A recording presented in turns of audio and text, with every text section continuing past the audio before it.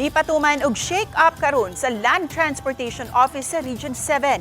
Adunay gitangtang nga mga enforcers nga gipulihan sa 35 ka mga personnel gikan sa Manila o bag-o na ang ilang regional director. Ang detalye sa report ni Nico Sereno. 35 ka mga LTO enforcers nga pulos gikan sa Central Office. Lakip na mga personnel sa Philippine Coast Guard LTO Special Task Group. Kini ang gidala dinhi sa Subo aron maunay mangu sa operasyon o pagpanakop sa kadalanan. Kagahapon lang sila naabot uban sab ang tulo ka mga sakyanan ug mga motorsiklo gikan sa LTO sa kauluhan. Mato ni DOTR Assistant Secretary Marcos Lacanilaw, kinsa mo'y hepe sa LTO, gidala sila dinhi hulip sa mga personnel sa LTO Region 7 nga gitangtang sa serbisyo. Sa 18 ka mga enforcers sa LTO 7, 5 ang nabilin katong bag-ong na-hire nga mo'y muuban sa mga gi-augment nga personnel gikan sa kauluhan.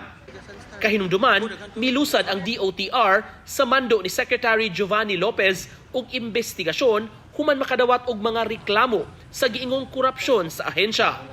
Nagpadayon pa ang pakisusi karon.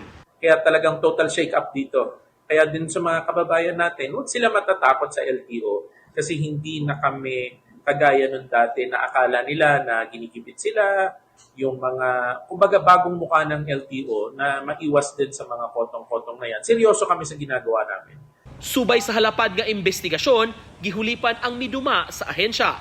Giinstolar nila kanilaw si Attorney Wendell Dinglasan gikan sa LTO Central Office nga mo'y bag-ong Regional Director.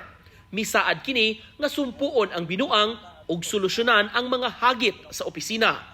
Sama sa releasing sa mga pending pa nga mga plaka ug paglusad sa subsub nga operasyon. Huwag po kayo matatakot kung parahin man kayo.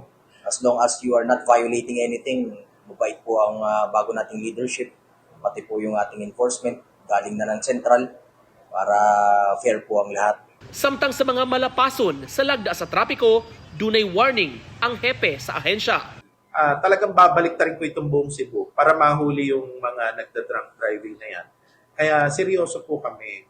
Doon sa mga kababayan natin dito, wag nila kaming i-challenge sa operation. Kasi talagang mag-ooperate po kami. Lalo na yung mga nandito sa enforcer namin, mga tiga Central Office, hindi local, hindi nila mapapakiusapan.